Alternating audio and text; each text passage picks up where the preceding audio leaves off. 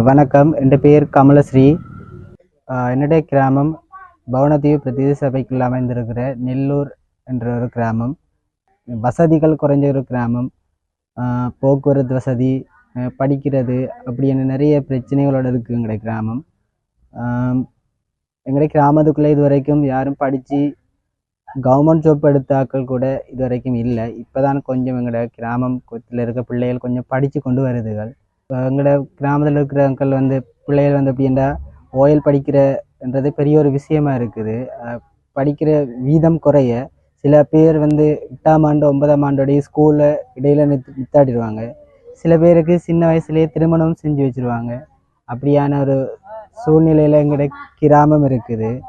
அந்த ஒரு இடத்துல இருந்து நான் ஒரு ஏதாச்சும் ஒரு முன்னேற ஒரு முடக்குன ஒரு சூழலுக்குள்ள இருந்தேன். நான் அதுலேருந்து வெளியே வரணும் என்று நிறைய ஒரு முயற்சி செய்த நான் அதில் எனக்கு ஒரு கிடைச்சது ஒரு பலன்தான் விவேகானந்தா தொழில்நுட்ப கல்லூரியில் லைஃப் ஸ்கில் என்ற ஒரு கோர்ஸ் செய்கிறதுக்குரிய எனக்கு ஒரு வாய்ப்பு கிடைச்சது.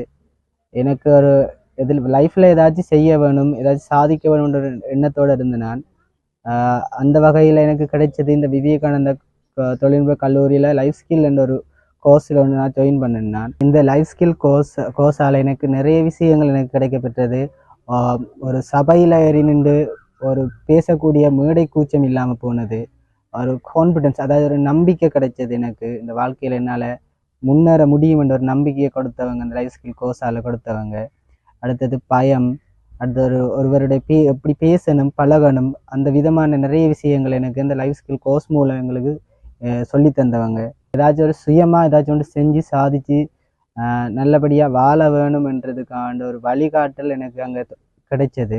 இந்த கோர்ஸை எனக்கு இலவசமாக செய்கிறதுக்குரிய வாய்ப்பை வழங்கிய விவேகானந்தா சமுதாய அறக்கட்டளை அவர்களுக்கு எனது மனமார்ந்த நன்றிகளை தெரிவித்துக் கொள்கின்றேன். இதே போல் எங்களுடைய கிராமத்தில் இருக்கின்றவர்களுக்கும் நிறைய உதவிகளை செய்ய வேண்டும் என்றும் கேட்டுக்கொள்கின்றோம். அதோட விவேகானந்தா தொழில்நுட்ப கல்லூரிக்கும் எனது மனமார்ந்த நன்றிகளை தெரிவித்துக் கொள்கிறேன்.